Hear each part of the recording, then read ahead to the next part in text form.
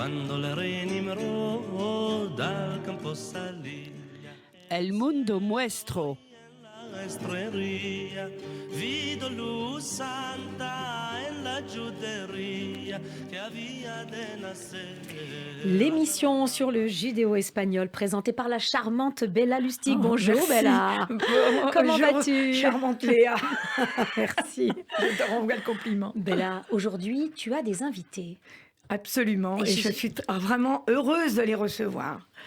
J'ai Alain Toledo qui est en face de moi. Bonjour. Bonjour Alain. Il est déjà venu à la radio. Déjà, il avait présenté le monument du mémorial des judéo-espagnols déportés de France. Et là, évidemment, nous allons parler de El Neama al Reverso. Encore un travail absolument minutieux, un travail de fourmi qui a été fait par lui et toute son équipe. Alors, je montre le livre à la caméra. Voilà. Voilà, on peut voir notre émission en podcast, on va le préciser. Vous allez sur radioj.fr et vous pouvez voir l'émission. Et tout près de moi, j'ai Michel Azariac. Je suis vraiment très heureuse également de recevoir. Bonjour Michel. Bonjour à toutes. Qui est, alors, j'ai pas dit que moi, il était le président de Muestros Desaparecidos. Pour Alain.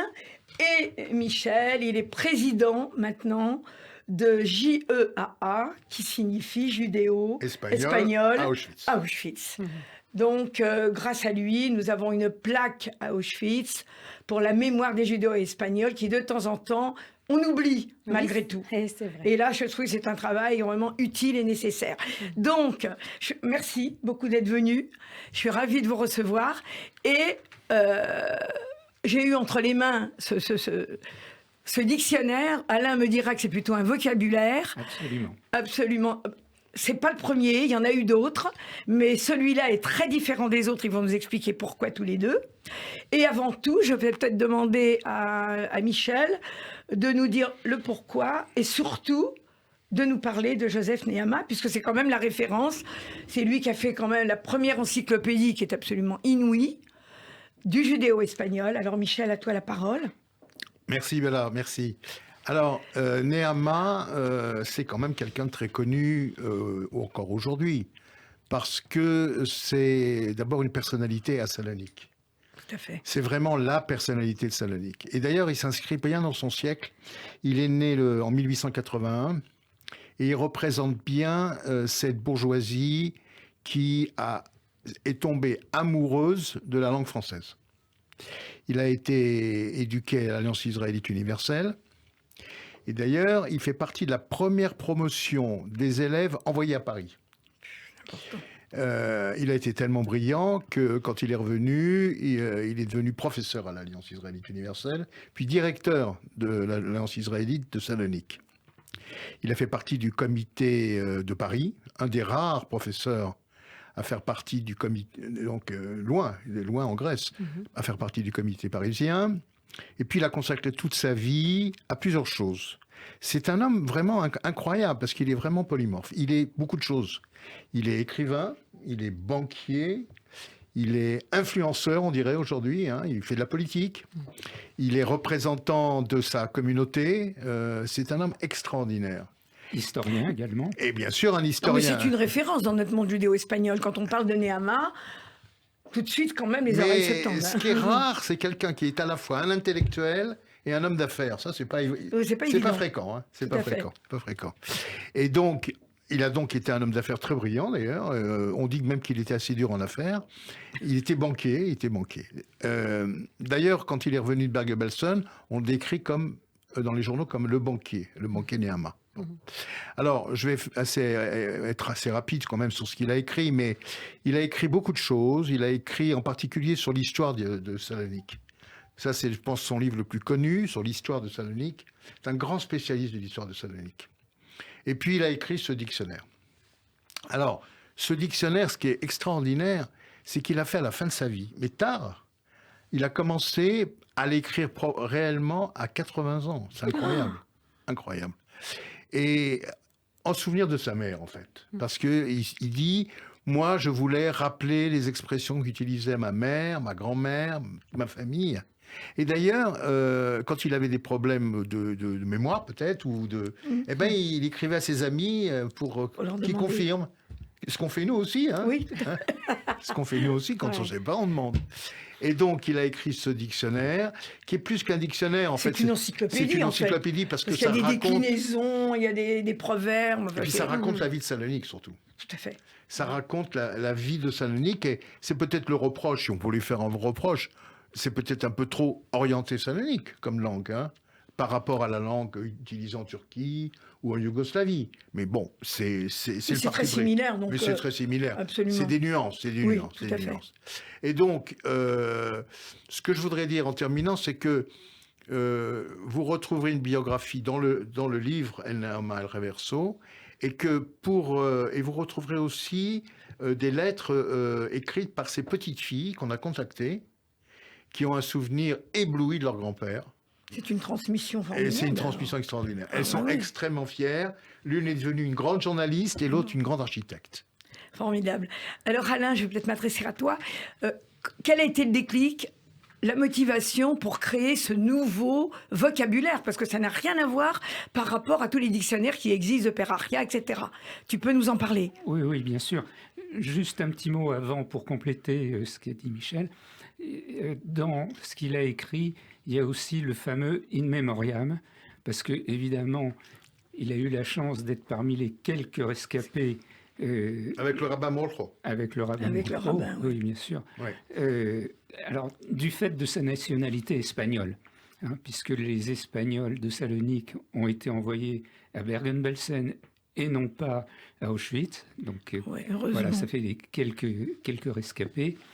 Et évidemment, quand il est revenu, il a constaté l'état Le désastre. de désastre de la communauté, hein, qu'il faut quand même rappeler, 95% d'anéantis.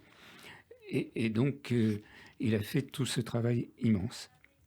Alors, pour revenir au vocabulaire, al reverso, évidemment, quand j'ai découvert, nous avons découvert ce magnifique travail, il y a eu un problème, comme je dirais, de génération.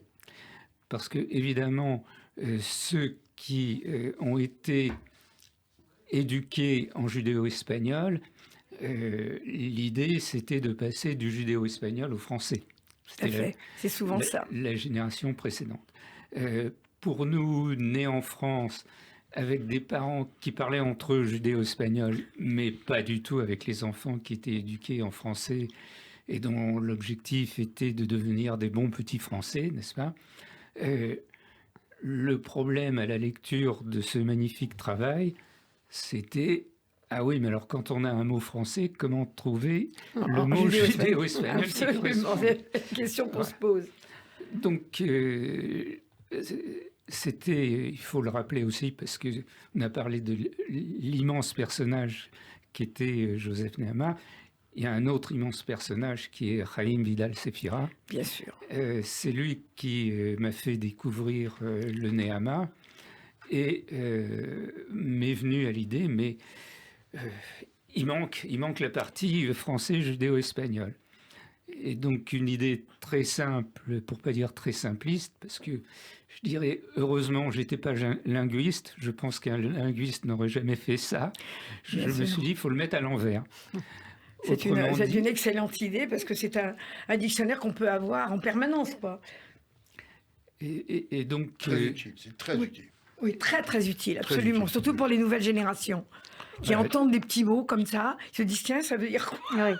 Et donc à l'époque, j'ai proposé à Chaim, qui m'a encouragé, eh bien, quand Nehama a donné pour un mot judéo-espagnol 3 mots français, Oui, à chacun de ces 3 mots français, mettre en face le mot judéo-espagnol. tout à fait. Alors ça a pris quelque temps, vous vous en doutez. J'étais aidé à l'époque par ma mère et ma tante, donc Qui parlait le judéo et qui espagnol parlaient le couramment, bien sûr. judéo-espagnol, et donc béni soit leur mémoire. Je regrette bien évidemment qu'elles n'aient pas pu voir le travail fini. Et donc, on a commencé à faire des petites fiches comme ça pour chaque Et mot. il y a combien de temps tout ça, tu as commencé? Alors, j'ai commencé à peu près quand j'ai connu le dictionnaire de Nehama, c'est-à-dire en 78. C'est un travail de C'est un bénédictin. travail, oui, de fourmi, bénédictin. de bénédictin. Ah Mais oui. tu n'es pas tout seul quand même, il y a toute une équipe autour de toi. Alors, il y a eu une équipe. Bon, il faut dire que je n'ai pas fait que ça. Ça a été un travail Oui. discontinu. Bah J'ai oui, commencé, puisqu'il y a eu le j'ai mémorial repris, entre deux. voilà. Il y a eu absolument. beaucoup de choses entre deux. À l'époque, j'étais aussi trésorier de Vidas Largas, donc on a fait énormément de choses avec Vidas Largas. Bien sûr. Voilà, donc ça a pris beaucoup de temps. Ça a pris beaucoup de temps. Et il faut dire deux choses. La première, il y a un problème de graphie. Bah voilà, c'est la question que j'allais te poser. Il faut absolument en être conscient. Quand Nehama a sorti son dictionnaire, enfin d'ailleurs c'est pas lui qui l'a sorti puisqu'il était mort 6 ans avant la sortie, ce sont les Espagnols du centre d'investigation de Madrid qui ont sorti. Il n'y avait pas une unification de la graphie judéo-espagnole. Ça peut-être Michel pourra en parler tout à l'heure. Et il l'a fait d'une manière un petit peu phonétique. Il l'a fait en s'appuyant un petit peu sur l'espagnol, Castillan. sur le Sur le castillan. castillan. pour être Bah, Bah, précis. comme disait quand même Jaime Vidal, nous sommes quand même le musée vivant de la Absolument. vieille Espagne. hein, c'est Absolument. quand même. Absolument. Donc, C'est important ce que dit Alain, c'est important. On va... Oui. Donc je donnerai un exemple pour le mot an de l'année. Hein, an. Oui, agneau. Agneau. Donc, il écrivait A-N avec la tilde espagnole. Ouais. O. Aujourd'hui, on aurait plutôt tendance à l'écrire A-N-Y. Oui, comme ça je avec l'écris la- moi. Avec la Absolument. nouvelle graphie. Alors, c'est posé un choix. Bien sûr. Et ce choix qui explique pourquoi j'ai fait un vocabulaire, non pas un dictionnaire. D'abord, j'aurais été incapable de faire un dictionnaire. Mais l'idée, c'était de pouvoir revenir au Nehama originel. Hein, pour qu'on retrouve... Ça sert de support en Ça fait. sert de support, c'est un complément. Mais donc, il faut pouvoir retrouver le mot dans le Nehama C'est une original. simple raison pratique, en fait. Oui, C'est une Tu raison penses à un pratique. mot, tu vas le chercher directement. bah, exactement.